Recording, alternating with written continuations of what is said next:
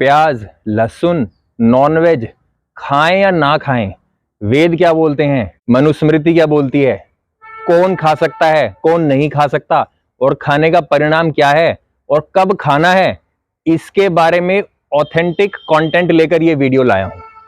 प्याज और लहसुन, इस पर होता है सबसे ज्यादा कंफ्यूजन।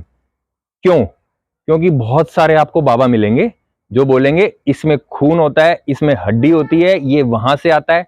कुछ नहीं, प्याज और लहसुन दोनों खेत में उगते हैं। जिसको देखना हो मेरे साथ आ जाना, मैं दिखा दूंगा। मना किसको है? ऋग्वेद बोलते हैं मंदिर के गर्भगृह में रहने वाले, मंदिर में जो गर्भगृह होता है, मंदिर का केंद्र होता है, उस मूर्ति के पास रहने वाले जो दो पंडित होते हैं, उन दोनों को प्याज और लहसुन से ऋग्वेद मना करते हैं, क्योंकि इनमें तामसिक गुण बताए गए हैं।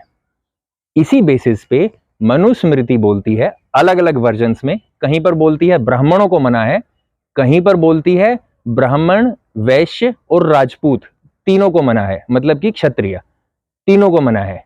कब? जब वो ब्रह्मचर्य जीवन में हो, क्योंकि तामसिक गुण है, ब्रह्मचर्य जीवन में आपका ध्यान भटकाएंगे।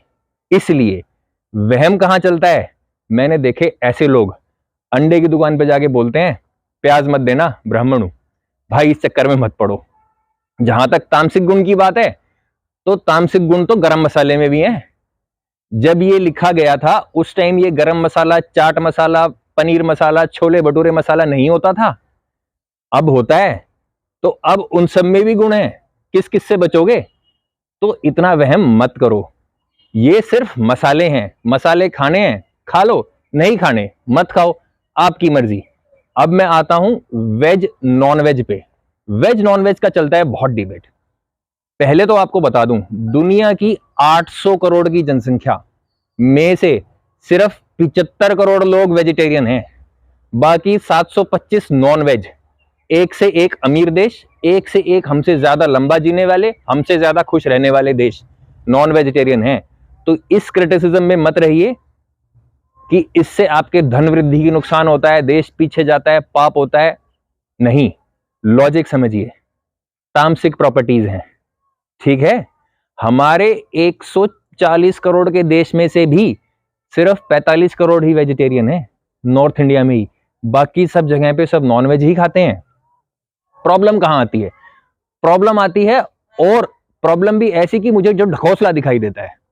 आप वेजिटेरियन हैं तो आप क्या खाते हैं? आप वेज खाना खाते हैं, ठीक है। नॉन वेज, मीट, मांस, मछली, अंडे आप नहीं लेते, कोई बात नहीं। जो दूसरा इंसान 4-7 दिन चारों टाइम यही लेता है, रोटी भी खाता होगा, चावल भी खाता होगा, सैलड भी खाता होगा, सब्जी भी खाता होगा, कुछ तो खाता होगा ना, 3 दिन 4 दिन में एक बार, तो वो भी 90% तो वेजिटेरियन हुआ। लेकिन आपको उसको देखते ही ऐसे नीचे दिखाने की कोशिश करनी कि तू तो बहुत गलत काम कर रहा है नॉनवेज खा के। यार एक बात बताओ, नॉनवेज अनहेल्दी है कि नहीं है? पता नहीं। किसी को अगर कुछ डेफिशिएंसी होगी तो आयुर्वेद में भी और इंग्लिश मेडिसिन में भी नॉनवेज खाने के लिए, प्रोटीन डाइट के लिए आपको डॉक्टर रिकमेंड कर देंगे। अगर आपके परिवार में किसी को बोल दिया कि इसको ये डाइट देनी है, आप मरने दोगे क्या पेशेंट को, या खिलाओगे? इतना वहम नहीं करना है, कर लो। कम से कम दूसरों के ऊपर तो प्रेशर मत डालो। यार झंडे लेके धरना कर रखा है, नॉनवेज बंद करो, नॉनवेज बंद करो।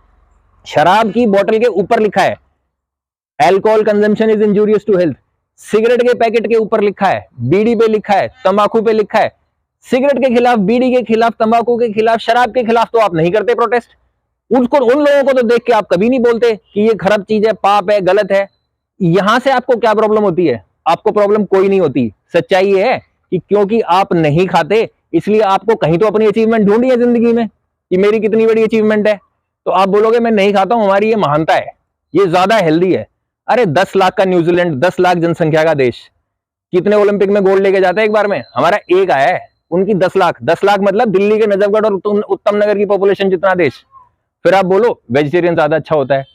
जिसको जो खाना है वो खाएगा, आपको जो करना है वो करो, मुझे जो करना है वो मुझे पता है। किसी के बोलने से कुछ नहीं होगा।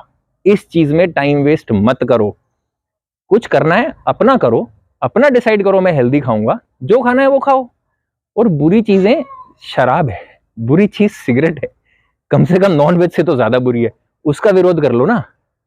Original genuine content Rigveda, Manusmriti का लेके आया हूं। ये आपको बताने वाले बहुत कम मिलेंगे। पता है क्यों?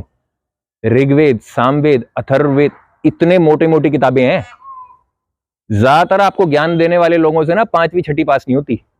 उनको वेद समझ में आएंगे, वो ऐसे ही बात करेंगे। उनको कभी कहीं अंडा दिखाई देगा, कभी उनको कोई हड्डी से उगती हुई चीजें दिखेंगी, कोई खून दिखाई देगा, उनको यही दिखेगा।